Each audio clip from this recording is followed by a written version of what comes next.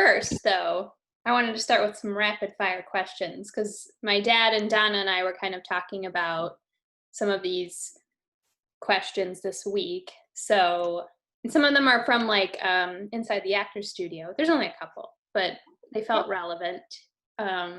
So first, what's your favorite curse word? Probably damn. You know, not that I don't use others, but you know, most commonly. Was that like did because like I know like one time there were times like my mom used to threaten to like wash our mouths out with soap when we were little, and she actually did that to Jason once, although it was like liquid soap. Did like your parents, like, I'm sure you didn't actually, I don't know, did you swear in front of them? Was that like discouraged, or like how did your parents handle cursing? I don't know. I honestly don't recall swearing in front of them. Um, but with our friends, yes, you know, there was all sorts of things that I would hear from them, from damn shit and you know things like that. But wasn't used as much until later. So for some reason, What about your kids? Did you ever yell at them for swearing? Did they swear in front of you? I honestly don't remember that. Why do they have stories that they No, recall? I don't know. I didn't hear any, but And no, I didn't threaten to wash their mouth out with soap or anything like that. I'm sure my dad probably has a story. I'll have to listen to it later. Yes, let me know because I Okay. really don't recall that kind of thing. Yeah. Okay, so what is your favorite word in general? Do you have a favorite word that you like to say, or Just any word from yeah. you know, good is nice, you know, that's good. Things like that. Um, no, I really never thought of having a specific favorite word. I don't know why. I guess I'm people would have one, but yeah, no, I don't. yeah, I don't know if I have As one or not. somebody who read a lot and used to read encyclopedia and dictionaries for fun, I like words just in general. So it's always amused me, and if I come across a new one or something that you know particular tickles my fancy, as I say, yeah. But no, I don't have a favorite one. So then I would assume you don't have a least favorite word either. No, I get annoyed sometimes listening to people talk or misusing words, you know, from time to time. But things other than that, no. Yeah, that makes sense. Hey, who's your favorite fictional hero? Fictional hero. Mm-hmm. Um, as a child, you know, was I used to read the Nancy Drew series and things like that.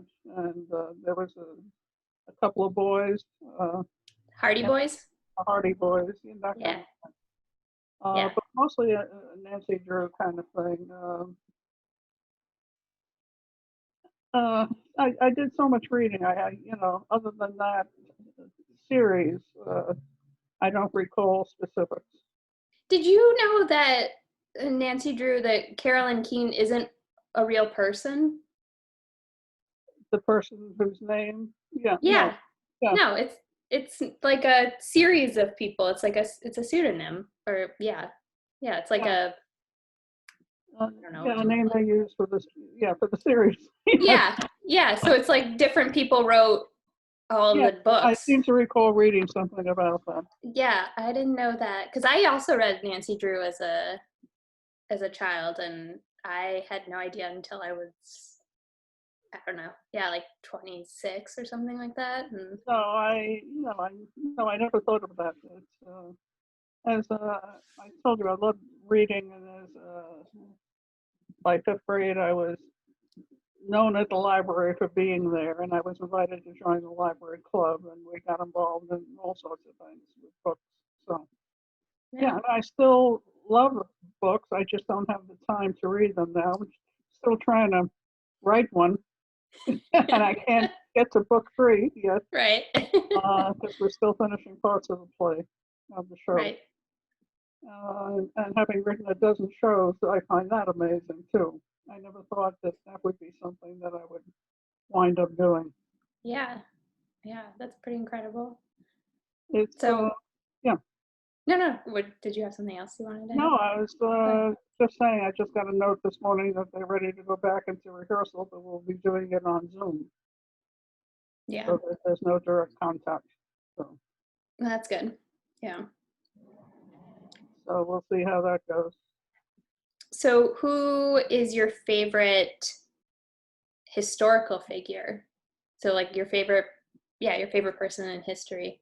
Um, there were many over the years, but it's interesting. I was reading something this weekend, and I suppose she's probably as good as any, and that's Eleanor Roosevelt, who had really done so much uh, for women in general. And I think I had mentioned her to you once before about uh, her helping Hunter College. Hmm. Uh, she had donated their one of their houses or something, which was right near the college downtown, um, for their usage. Hmm. Uh, so it's she was always doing something for them, Yeah. uh, and as an amazing woman of her time, I think did more with the starting the UN and everything else. So yeah. Yeah. That's a pretty good one. Well, if you're going to pick somebody, pick somebody. No, I mean that's a good one. I like Eleanor Roosevelt too. Um, who's your favorite? Do you have a favorite musician? Favorite which fiction? Musician, or a Musician. band or a singer? I don't think I have one. No. Uh, not really. There are a lot of them, that over the years that I have liked. I still like music. Um, but I don't think I have one favorite. What was the first like record that you bought? Do you remember? I really didn't. My father was a record collector in the family, so we Was always there had music around us. Perry Como was popular during the early days of television. He was like one of the favorites, or Dinah Shore, or people like that. so Uh, they were just be records that just showed up in your house and yeah, you listened to basically. them? Yeah. Yeah, I didn't go out specifically to see anybody or follow anybody. I did have a friend who was like president of the Eddie Fisher fan club in New York, and things like that. And it's just not something that ever uh, struck me. You're I just thought, a general fan of music, not yeah, a yeah, specific. yeah. So, like, what kind of music was there, like one genre that you like to listen to, and did that stay the same, or did that change over the years, I or? like a lot of the popular music, constantly over the years, and um, I'm just trying to think. I don't have a specific favorite. I'm sorry, but I like it all. Is there Uh, any that you like don't like, you will not listen to? um, if it's discordant and it doesn't, it's not musical, I don't listen to it. Other than that, not really. No. We used to go, for example, I talk about concerts with my girlfriends. Went to City College, and they used to have concerts on like a Friday night, and I would go to things like that with them. I've been to the opera, things like that. I like all sorts of music. I've been to ballet, Broadway shows, But no, if it's good music, it's good music. I like it. I Do you know have that a there are people who like jazz and things like that. Some of it I like, some of it I don't. So, yeah. Yeah, I mean, I think that's one of the things that Jason and I remember most of, like, at least grandpa is like listening to the smooth jazz channel all the time. And I think Jason knows the jingle for the station in Tampa. I'm sure he does. I probably could remember it if I thought about it for a while. But do you have a favorite Broadway show then? Or do you just like, are there a lot of them you just like? uh, again, uh, there were many that I did like. I'm trying to recall the name of the one that my sister and I went to as kids. Oh, uh, you wouldn't have to remember what that is. The one, the show within the show. Producers? No. It's people doing a show, and oh gosh, who? No, I'm saying that's before we went. I think we took my sister to a Broadway show. I don't remember which one that was too. Oh, Uh, for her birthday? So I yeah, remember yeah, when yeah, you guys were getting married. yeah. I think you mentioned it. I was going back over. And could I tell you what show that was? No. I think you did. No, I'm saying it right now. I couldn't remember. I think you wrote it down. Yes. Silk Stockings. Silk Stockings is the one you took Yes, Carol yes. to. Okay, okay. And the other one was, oh gosh, it just was in my mind and went out again. Um, hmm, it'll come back when it does. I'll let you know. Okay. But A Kiss Me Kate Hmm. was the show that really turned Carol and myself into Broadway uh, music lovers. Uh, she went so far as to even not want to leave the city because she didn't want to miss any Broadway shows. She and her friends would go to shows constantly, all her life. Uh, that would have been too much for me. I wasn't, I was a fan, but not that much of a fan. You'd rather write your own shows than go to them. Basically, yeah, I'm too lazy to go to a show, so bring the show to me. Right, yeah, there you go. So, so going back to when you did live in New York, Yeah, so you went to Hunter College. yeah. Why did you pick that for college? Uh, I like their reputation.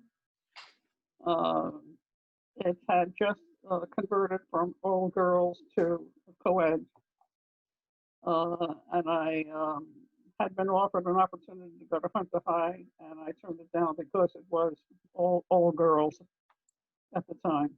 I thought it was the best of the schools. So given the opportunity to go, that's what I chose. So going to college, was that something that you like, what made you decide to go to college? Was it something that was pushed on you, or did you just decide you wanted to go? No, I thought at the time that I might want to become a teacher. Uh, it's interesting, and I think the reason I didn't is I ran into my old fifth grade teacher. I don't know if I wrote about it, but she spoke. Um, we sat and talked for almost an hour or more about why she retired. She felt that the school system was changing uh, to the degree that teachers really couldn't teach anymore. They were so bogged down with paperwork, and that it was a frustration. And this is somebody who, I could see loved teaching. She got very involved with her students. That's what I liked about going to Hunter. It was a small campus, and you could get involved with your teachers. Sometimes that was good, And sometimes not so good when I opened my mouth in speech one day with a teacher who was picking on somebody who had a real Brooklynese accent, and she was embarrassing her publicly. And I didn't like it, and I spoke to her after class and told her that I didn't like her picking on her. She didn't appreciate my telling her how to run a class, so she started picking on me. Uh, the way it finally ended, I thought I was going to wind up with a C or a D in that class simply because she was constantly picking on me after that. Is we had to do pick a play or a show or a story and do it within 2.5 minutes in our own words. And I picked Poe's Telltale Heart, and this the heart was beating, beating, beating. Somebody dropped something on one side of the room, and somebody screamed on the other. And the teacher said, "Enough, you did it." Good. Everybody was so engrossed that that boom, you know, that they were involved. So I knew at that particular point I could speak before a group. That's good. Was the whole point of the class, but yes. Yeah. So So, yeah. so what were like, so you talked about some of your classes. Did you have like a favorite one that you took? Uh, I liked English classes. I liked history classes. Uh, I was basically a history major with a minor in political science and economics. Uh, so I had taken a lot of that kind of fun. But I enjoyed the English stuff too until I went to Hunter Downtown my last year or so, and had a problem with the teacher there because we were into Beowulf and all that kind of thing. And I said to her one day in anger, "That's not English." And that was it, I, she and I never got along after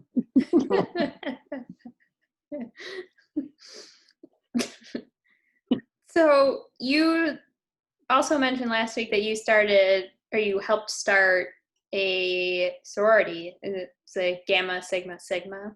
Yeah, it So, was a girls' service sorority uh, with a group of the kids that I had gone to high school with.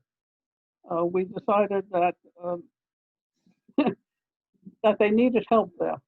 So we formed the sorority, and what we basically did was being able to tutor and help the school in whatever way we could, volunteering our time. We had to donate, I think it was 10 hours a semester or something like that, which was interesting. And it allowed us to assist the university, and we had fun doing it. It was something different that they didn't have before. That's where I learned to serve at teas. That's where I wound up doing that, and that's why I was prepared for when you had your tea. yes, yes. And I learned something new from you. I didn't know that they had crustless bread. I thought you had to cut your own. So. I know, crazy inventions, right? No, I was amazed. I think because you had taken me where I could get a loaf of with you. And in New York, I don't recall ever coming across crustless bread. You had to cut the crust off your own. Yeah. I don't know if I've seen it recently. I remember that, but I don't know. I haven't bought it in a long time. No, I thought it was marvelous that Yeah. here I had all this college training so that to help you with your tea for the ladies. Right, yes. I hope that at some point in the future that some college class that I took or something I did in college will help my granddaughter with something random. You never know. Right, yeah. Um, No, So did like what? So it was like a group of you that just decided to start this? Was it like somebody else? Like, was it your idea? Was it somebody else's idea? Or No, it was a group of us. When we went up there, we wound up together, talking to each other. We would sit sometimes at lunch or out on the campus under a tree, that kind of thing, chatting. Mhm. There were several groups that struck me. And one of them was the bridge players, the card players, and then there were the groups like ours, which would sit and chat about things and try and find ways to be helpful or create problems. I'm not sure which. Both? Why not? Yeah. Well, up in Hunter, they also had something once a year called Field Day, and I don't even remember what the whole celebration was about, but I remember two guys from Brooklyn who were going to school there with us. They travel up every day. They were friends of Steve Lawrence. Um, and I thought it was funny because Evie Gourmet had gone to our high school. So anyway, we they wound up getting a one of these fruit peddlers with his cart and a horse after he was through working for the day to wrench the cart with the horse, and we went riding around the campus. So for this marvelous field day or something right across the field, I think it was a Western theme or something that day. So Nice. yeah, we would do things like that. So you mentioned something about a princess or something, right? Was that, did you mention something about that last week?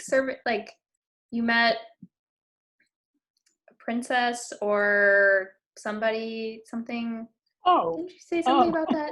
that's later when I had switched to started the after we got engaged. I started working full time during the day and going to school at night. One of the classes I had was with this gal. I don't remember her name, but she was an African princess from some tribe in Africa. Um, and I just found it fascinating. We would meet in the lounge before class started and sit and chat and tell life stories and things like that. So yes, I actually met an African princess. Yeah, nice. That's fun. Yes. I also had met some other gal who invited me one day to come early and have dinner with her at her place. She lived not too far away. And it was the first time I had uh, pie. The pie I forget the name of it, with the potatoes on top and the meat underneath.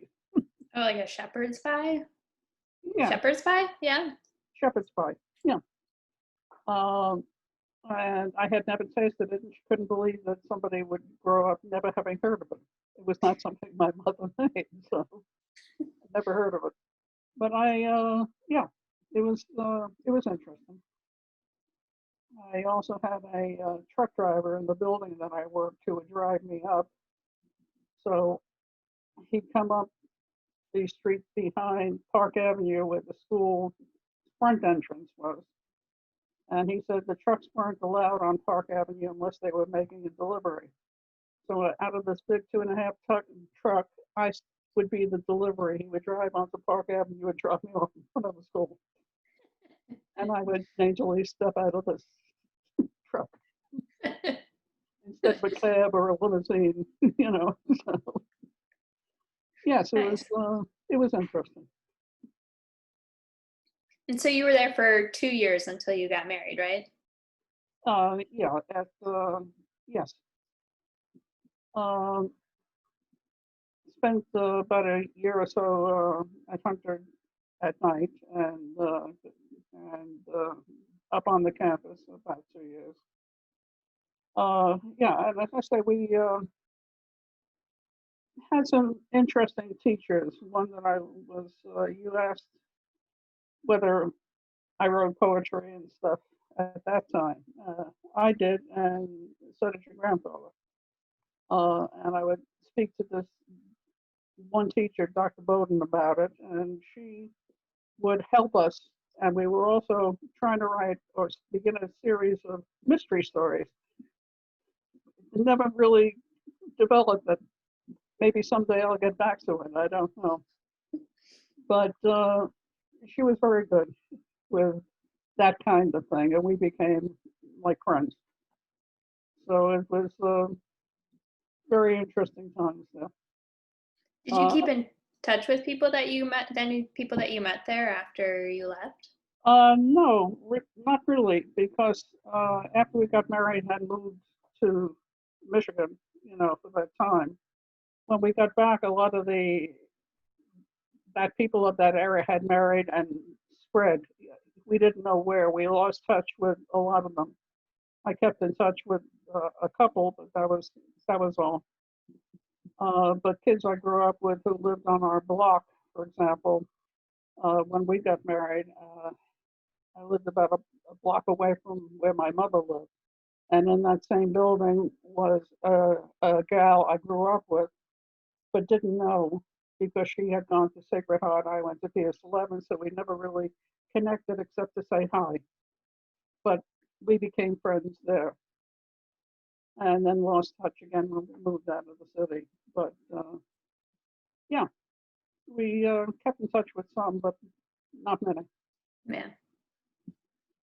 So,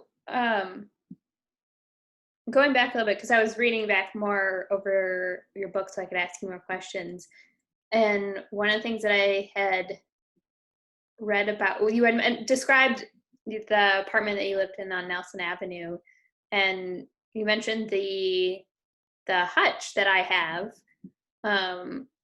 Do you remember what color? Because like you said, it was like in the like front foyer or like hallway or Yeah, whatever, yeah. and that must have been a big hallway because it's a big It piece. was, It takes up like oh my yeah, dining room. it was big enough to.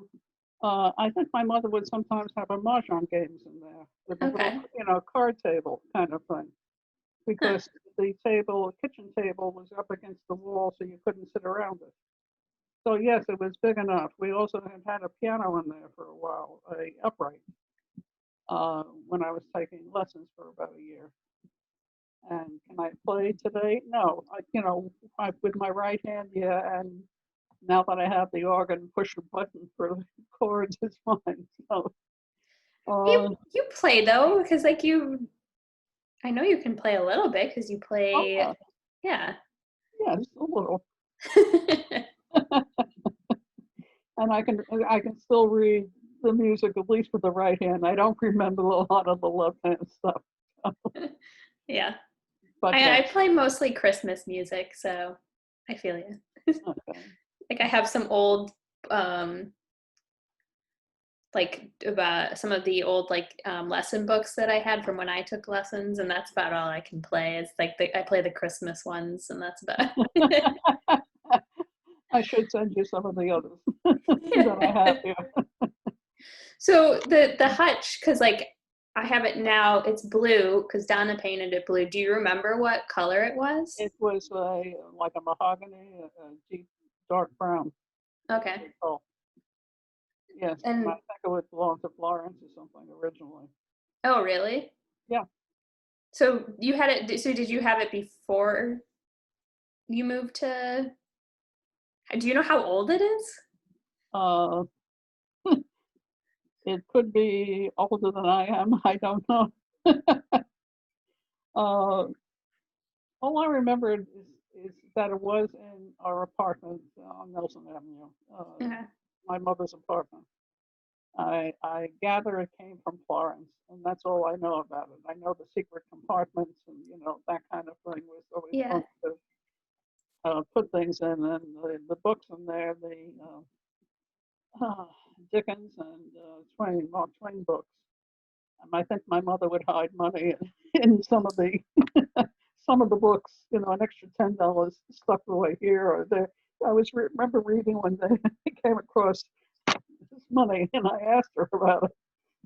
And she says, "Oh, I just hide stuff in there. Don't take any of the books out, of the house, kind of thing." So yeah. I like that, hiding money in the books. I had another question and it just went out of my head, but whatever. I'll move on to some of the other things that I had. So obviously, a lot of your high school, college years overlap with grandpa. So Yeah. So how, like,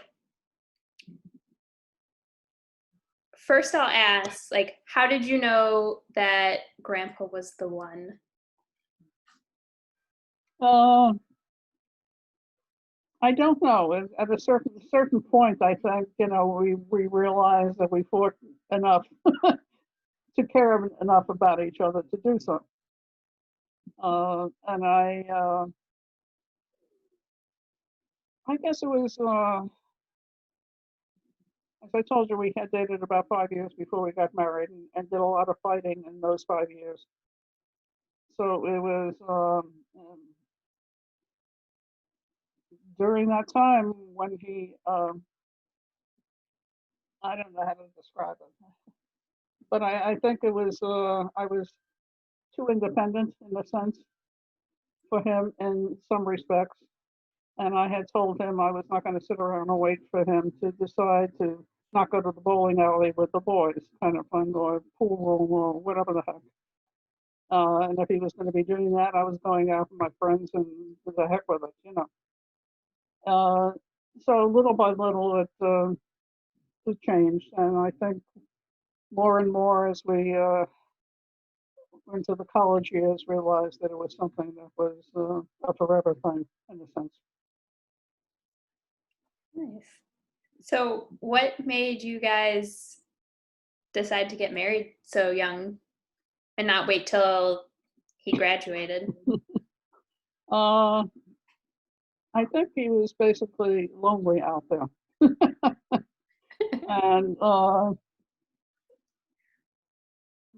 and wanted me out there with him for the his last 2 years, and I had no problem with that.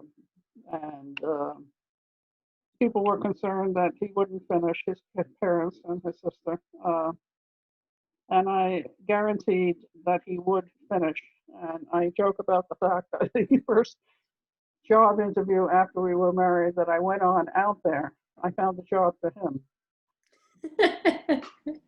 The personnel director didn't think I had enough experience for the job that was open for me, but he had a friend who was looking for a draftsman to work part time, and he saw on my resume that my husband went to the School of Architecture, so I put him in touch with those people, and they basically paid for us going to school now, his going to school without my having to work. So when I became pregnant, I was, delighted. I wasn't concerned about it because he had a job that I found for him, is what I said. In fact, I wanted him to stay on and after he graduated and help run the business, become a partner. So it was interesting. It was a good connection. And these were people who were townies and usually not associated with the university. They were connected with the GM and the car companies, their families. And it was interesting to be part of both. And while out there, and my first year, I worked at the medical school, uh, typing pathological diagnoses, and I found that interesting unto itself with the people that I met working there.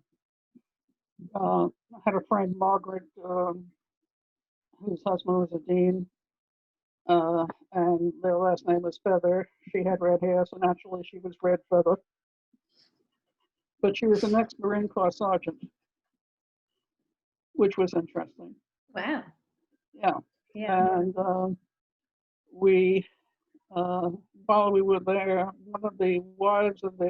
one of the professors started a uh, Wives of Architectural Students Club. Hmm. There were more married students coming in at that time. It was at the time the university was expanding its campus and beginning to build married student housing, which was something new at that time. Excuse me. Isn't it? Thank you. And it's, as I say, interesting times.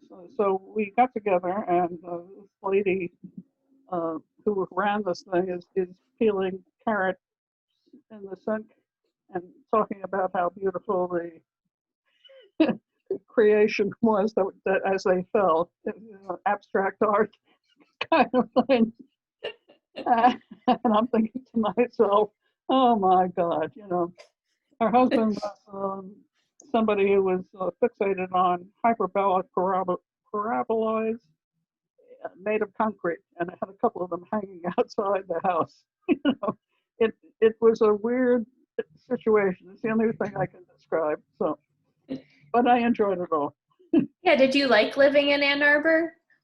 Yeah, except when the car was buried in snow and I had to walk a couple of miles to work with 3 degrees below zero weather. So, Ugh. Yeah.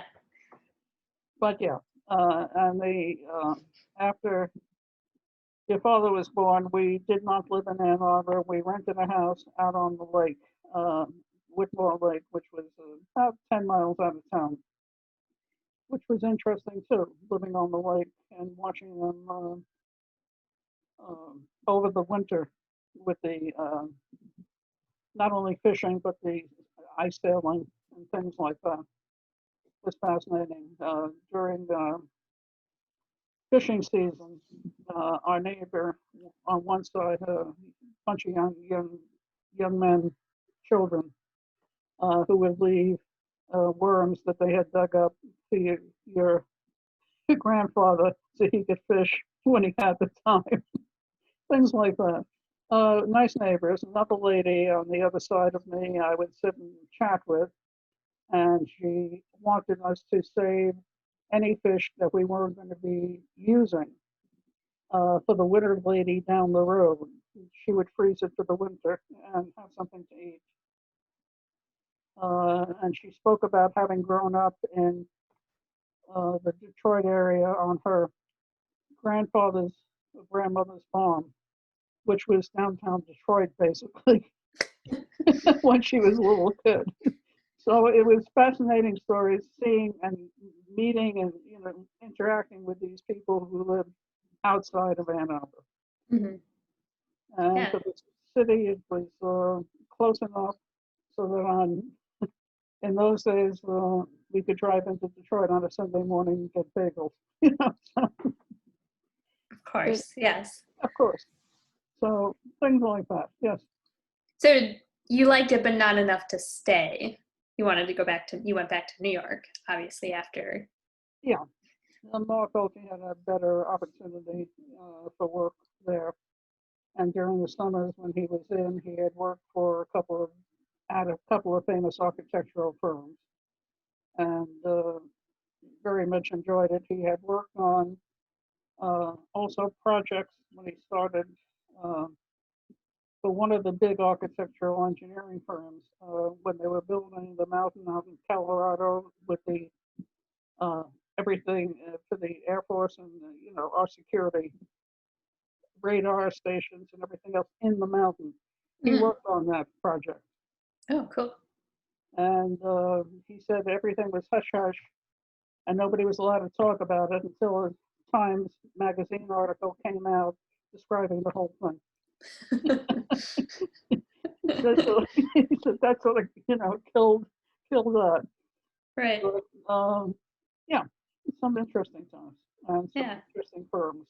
I don't know if you ever heard of what was it? There was a movie, Girl on the Red Velvet Swing, about an architect who had built Madison Square Garden, the original one, Hmm. who was having an affair and either shot or was shot by somebody's husband that he was having an affair with. that kind of Oh, thing. It was a big movie. Well, he had worked for that firm too. oh wow. so, so yeah, it was always interesting.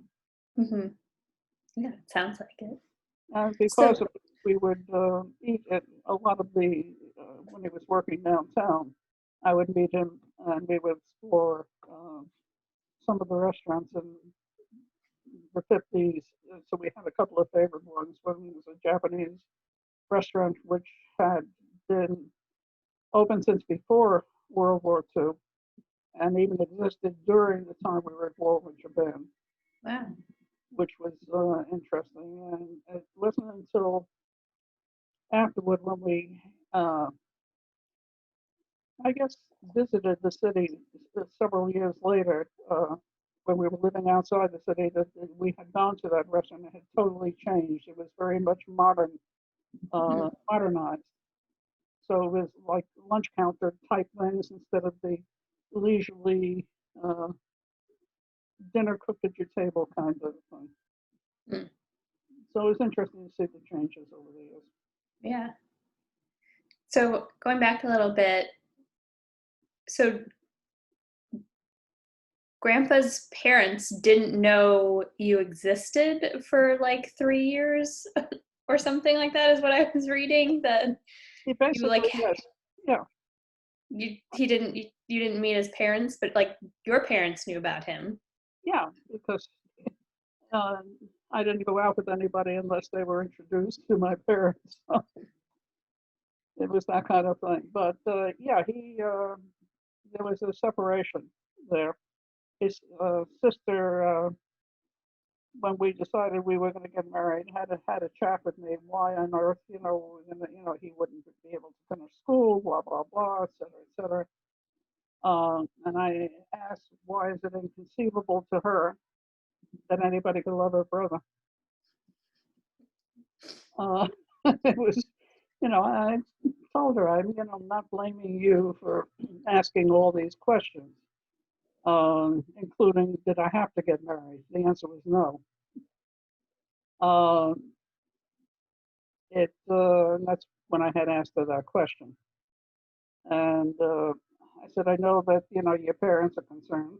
Uh, my parents are concerned, but we feel, we can conquer the world in a sense that we can exist and do things.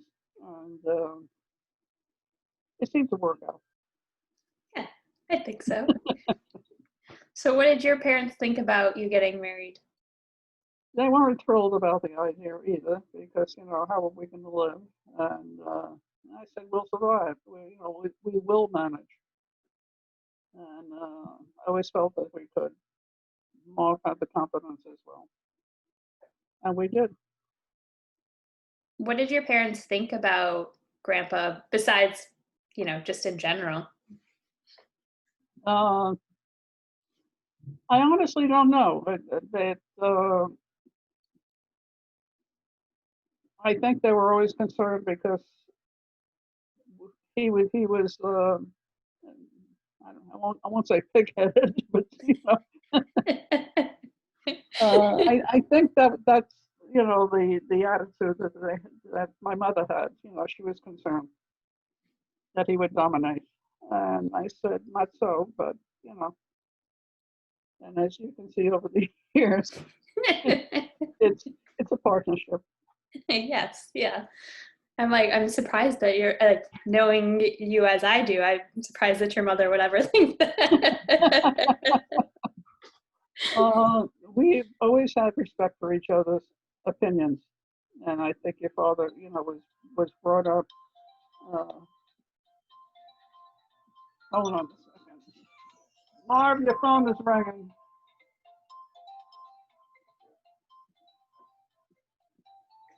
I don't know where he is. Anyway,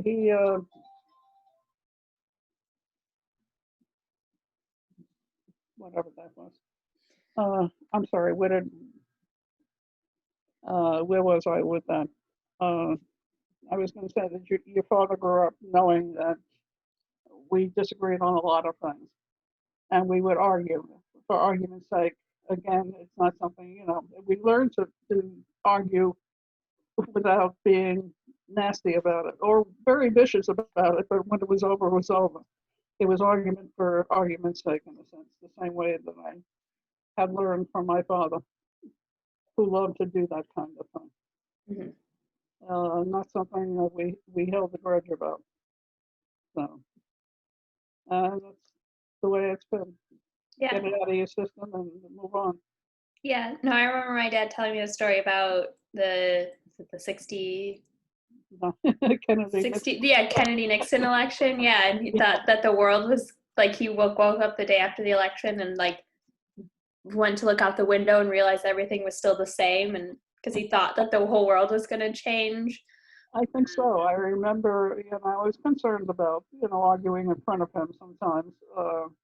But yeah, that was just the way we were. It's not something uh, we took our sides very seriously, but it wasn't going to make or break our relationship, and that's the way it was. It's the same kind of thing that I think later when we moved out of the city and I got involved with the League of Women Voters, it was the same kind of thing.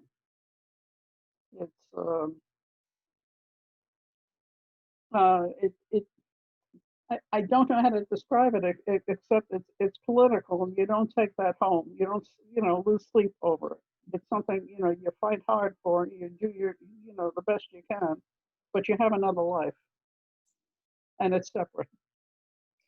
Do you feel like because like when I think of like, I mean, I don't know it as well, but like Kennedy Nixon, would it be the same as like now, or do you think that's a different, like a whole different thing, like a whole different beast of like Trump versus Biden, or that like, I think it is totally different. Nixon, despite all his faults, had a good sense of government, and he did accomplish some good things for this country. Um, and despite his ego, uh, he would not let it destroy this country. I don't think Trump is the same way. I think he doesn't, excuse me, give a shit about anything except himself. so I do you think think that's that like, yeah, yeah. so do you think like, because I've seen that a lot of like people talking exactly like what you were saying, that it's political and you can't bring it home as like a, like you can't let it like affect your relationships with your family or whatever. Do you feel like it's the same Now, now? Yeah. for this country, no, I don't. There's an interesting article that was in, I'm trying to remember what it was, the New York Times Magazine section or something like that, talking about uh, time periods in our history since people have been on Earth, and how we may be living in such a time period now where things will change radically because of people like Trump or the people that support him. It could very well, if it doesn't turn around with the McConnell or whatever, destroy this country. It's, I think, much more serious than I've ever seen it from a historical perspective. Yes. Yeah. And I'd like to see these people in jail. It's as simple as that. Yeah. From Barr and all the rest of them, One can hope. I will do the best to start a movement. I'll keep posting stuff. I know I annoy people. There are certain, I think 3 out of the probably 150 or however many are on my list, I don't know, have asked me not to send them political stuff. I said, that's very simple. I'll just put you on the bottom of the list, and when I send political stuff, just eliminate your names. Yeah. There are 3 Republicans who I think are stupid. I'm not sorry. But politically naive is the only way I can put it. But you wouldn't let that, like, I mean, they're still your friends. Oh yeah. Yeah. I still communicate with them. Yeah. So you don't let that kind of the the politics of it get in the way. So that's still like something that you bring to today. Like you wouldn't let the We politics still of it get in. share humor and things like that. One of the gals has moved away. She's up in Wisconsin, as a matter of fact, up in Milwaukee, and she still keeps in touch. Um, so yeah, I still maintain relationships with people. I find it interesting that one of the couples that used to live here, I think they had one of the Emirates in the Middle East. The daughter was married to one of them, Mm. and when he got sick after his wife Kay died, Bernie moved there, and that's where they kept him in the palace because he could get exquisite care that he couldn't get here. But I still keep in touch with one of his daughters, one of their daughters, or daughter-in-laws. I'm not sure which, but they still communicate. They enjoy the exchange of humor. So that's been going on for a long time, and it's always, fascinated me. Yeah. And the humor is the thing. This is the, as I said, 20th year that I've been sending out daily humor. 20 Uh, years, really? That's yeah, wow. Wow. there was a gal who lived in here, and she ultimately moved to Michigan in her mid 80s to retire. But she felt that with older people getting involved with the computers, that this was something good. It would bring some laughter into their life each day. And so she went to some convention in Atlanta where there was a group of people who got together to do this kind of thing, just send out a joke a day. And I thought it was marvelous. There was a lady I played golf with, and I just continued it. I like it. I know I've been getting your emails. I guess it has been about 20 years, and it just seems. It's difficult to imagine, but yes. And that's I switched to puns about a year or two ago, or whatever, Mhm. because Susie, son, I understand like puns. So I said, okay, I'll try puns. Well, I'm beginning to run out of puns now, so I may switch back to the regular humor. We'll see. Or find something else. Yeah, it's good to switch it up. I know whenever I tell Mike a pun, he hates it, but but I love how much he like groans at them, so I keep telling them to him. That's, So, well, the louder the groan, the better the pun. So yes, yeah, exactly. I showed him the card that I made for you for your birthday, and he's like, "Oh my god, this is terrible." I love it. It's it yeah. I, I think it's fun. I really do. All sorts of humor, but that again comes from my father, who always enjoyed humor for humor's sake, and it's when it It came seems to like fun. because like I went like I did a little bit of research on this, but like it seems like it's a I mean, I know it's in a lot of cultures too, but it seems like it's something that's kind of woven into Jewish culture as like a kind of a deep thing that's in Jewish culture is humor because there's lots Oh, of absolutely. Yeah. like the stories you were talking about, the ones that you turned into Tales of Muddy Creek. Yeah. There's like those. There's I actually took a like Jewish literature class in college, and like a lot of the stories were funny or had like humor within them. And when I went to Israel, it seemed like something that everybody that I talked to had like it's a little bit different humor, but they always like had like kind of a more dry humor, but like they all seemed to like all have jokes that they told too. So it just seems like something that was It's part of the Jewish culture. Yes, yeah. very much so. Um, it's sort of like the realization that God had a sense of humor when He created us. So uh, it's that kind of thing. Uh, you either laugh or you cry, and You get with persecuted it, enough, you got to make a joke about it. So yeah, there's enough persecution, historically of the Jews, and what helps them survive is the humor.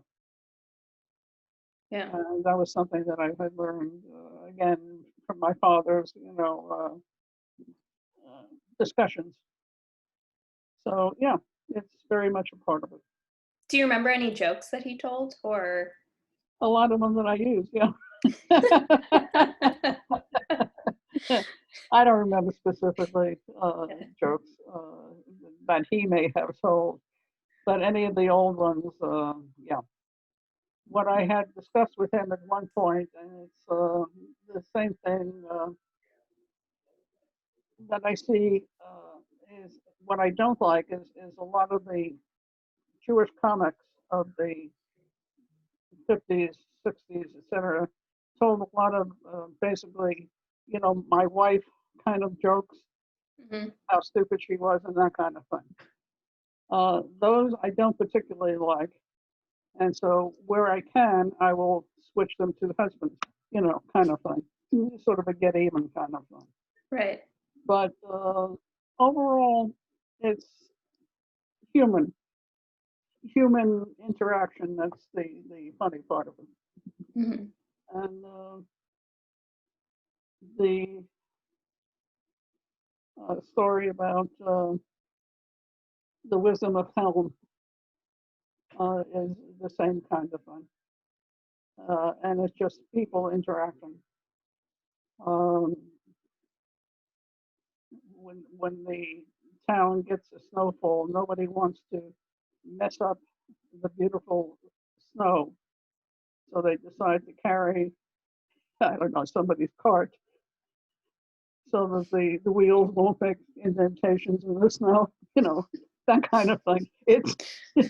It's human stupidity, and that's funny. So Yeah. yeah, it's always been fascinating. That's what I think got me involved with doing the shows down here. Even my neighbor had asked me to join her in doing it. She was a New Yorker, but from Westchester, which meant that was the rich section. The Bronx was the poor section. She said she was never allowed to cross into the poor section. Uh, she wasn't Jewish, but she had the New York Jewish sense of humor and felt that she needed the Jewish sense of humor in the shows. And there I was.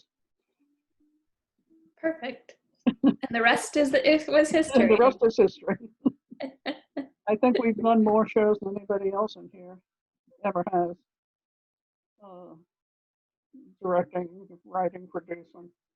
So yeah, it's been fascinating. And I'm not the one who was fascinated with showbiz. That was my sister, who wouldn't leave New York when Danny was offered a job with Penny's, and they moved to Texas, Dallas. She wouldn't go because she didn't want to leave New York and Broadway. So yeah, it's ask Donna about it. Yeah, I will. Fascinating. Yeah. That's something I never understood. Although I don't know if I'd want to live in Dallas. I didn't know I wanted to live in St. Louis or Chicago either. It was interesting though. Yeah. It made a difference. I think I may have told you what I had told them when they asked me, "What are you doing out here in St. Louis when we first moved?" And I said, "I grew up in a very livable city."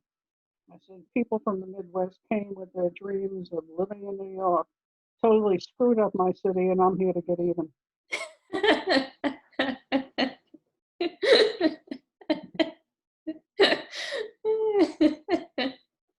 Uh, and it sort of broke the ice. Yeah. That's a good one. I like that. Okay.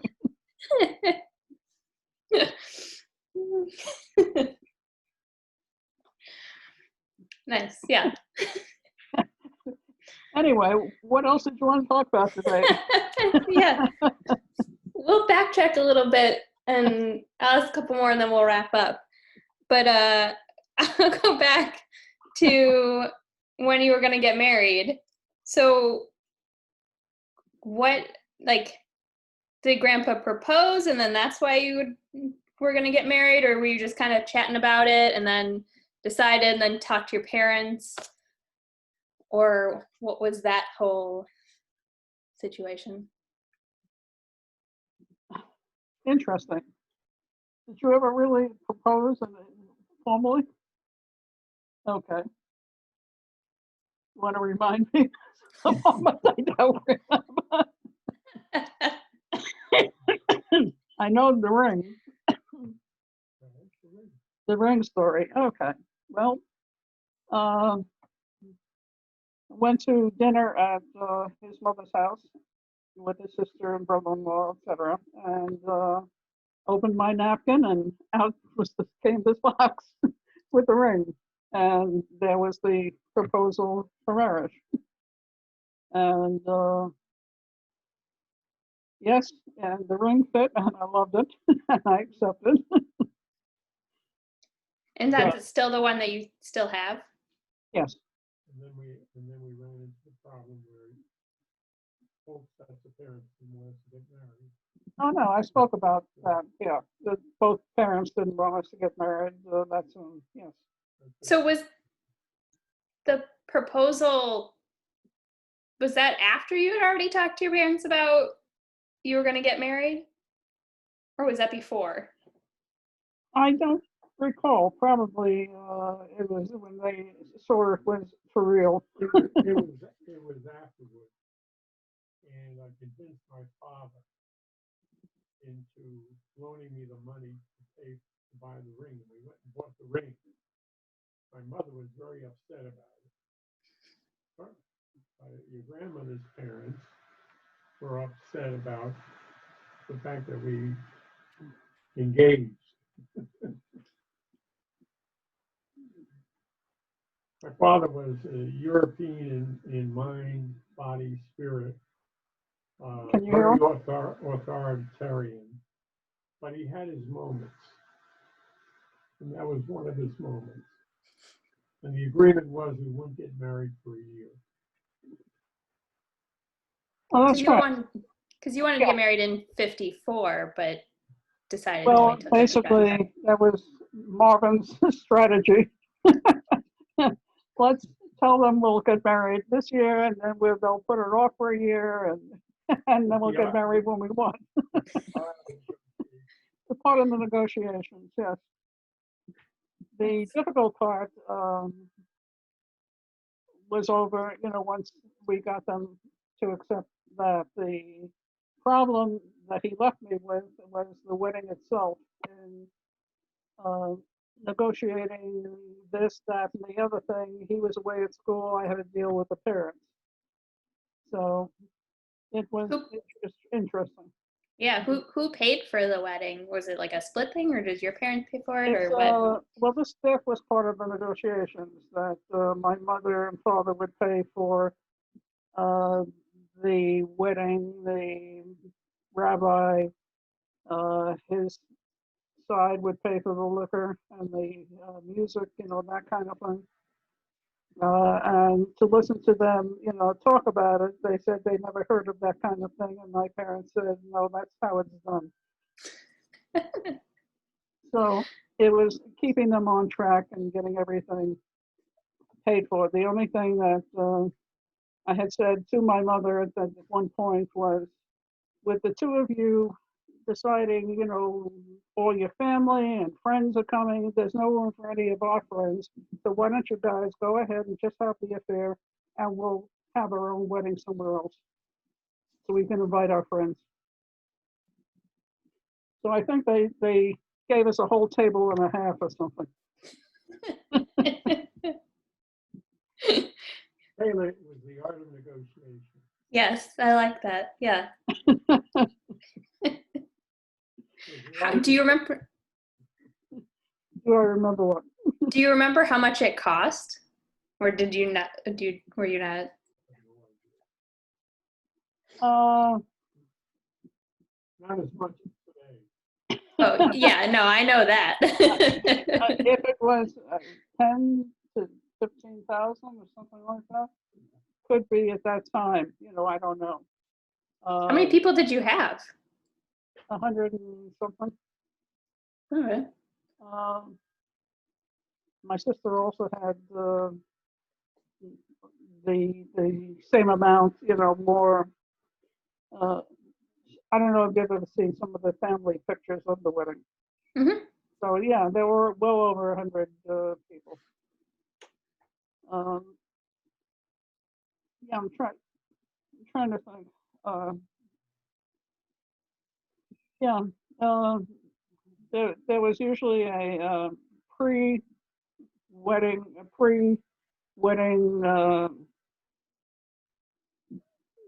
sort of a social hour, Like little a rehearsal dinner. liver and things like that, some drinks, which they wouldn't allow the bride to go to Hmm.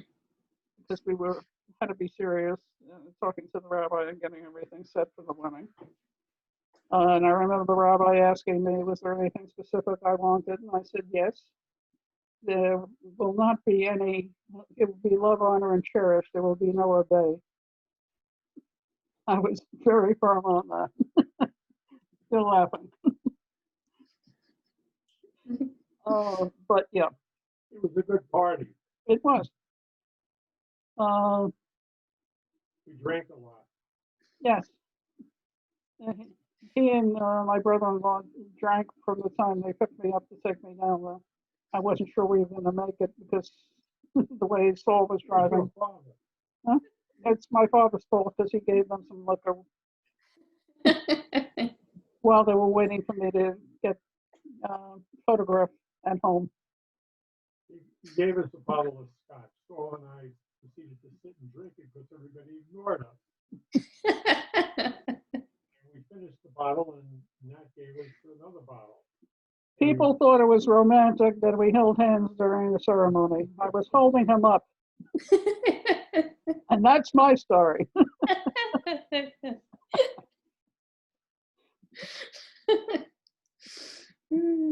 That's good. That's a good one. Well, yeah, because I think like we had about 140 people at our wedding. Yeah. Yeah. So yeah, so we about It was, yeah.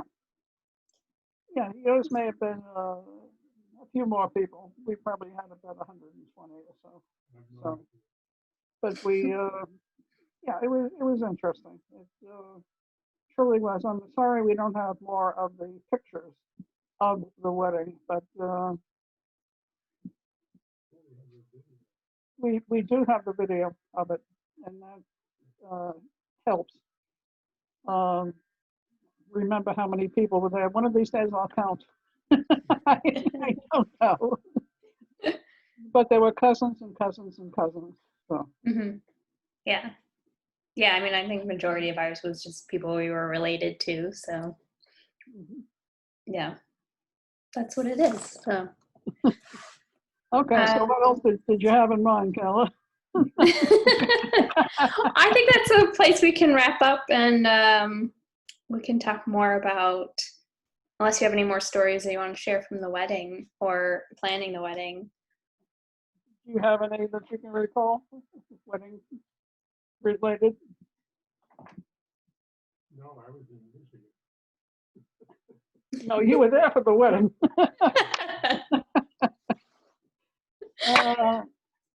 Post-wedding, I will add one more thing, is instead of going away on a honeymoon immediately, which was going to be up at Cape Cod, some of his friends from Michigan came to the wedding. One of them lived in New York. And we, Harry Montague. And yes, the name Montague is related to the Montagues, Romeo and Juliet and all that kind of thing. We went down to dinner at his house, his parents' house, which was in the village. It was a big, huge townhouse with like a 3-story library. Picture of the first woman electrocuted in the New York State for murder, electrocution picture. Wow. Okay. his father was a newspaper editor or something.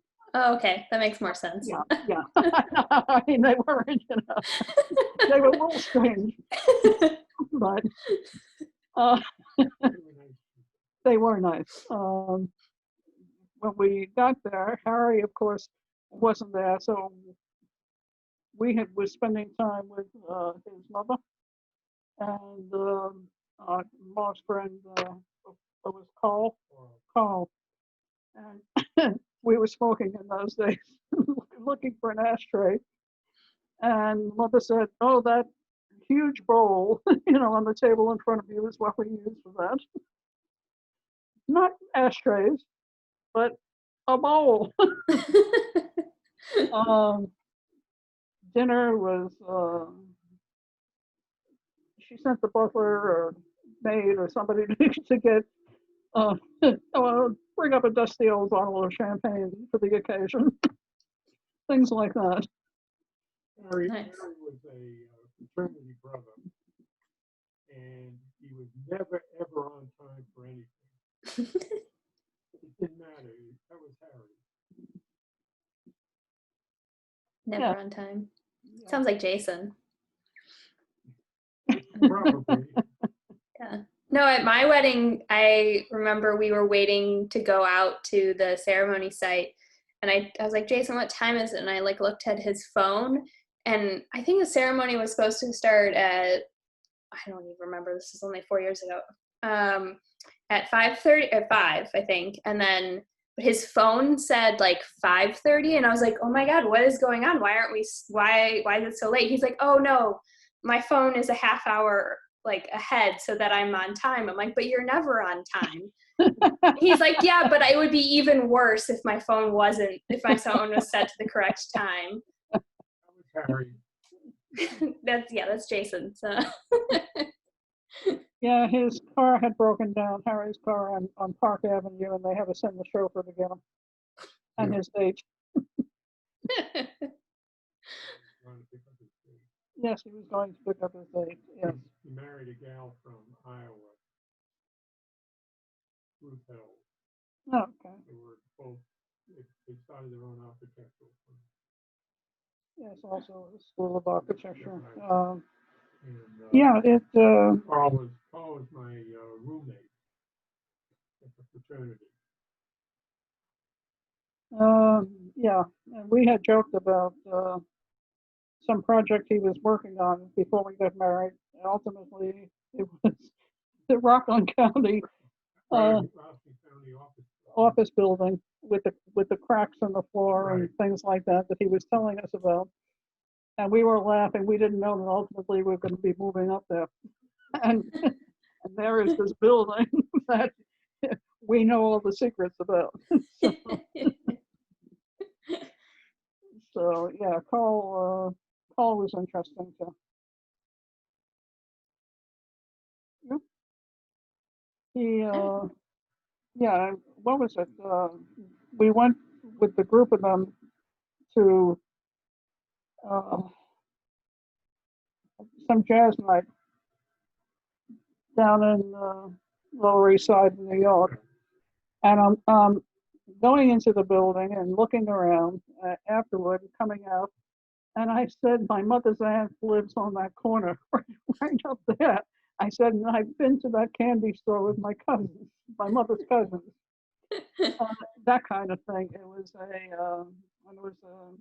like I say, Lower East Side of New York. It was like old home week kind of thing for me, reliving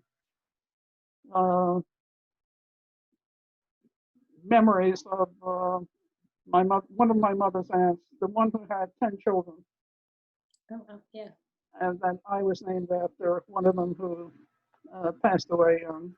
My mother used to babysit for them. So, Right. although some of the children were older than my mother, so and the youngest ones were my age.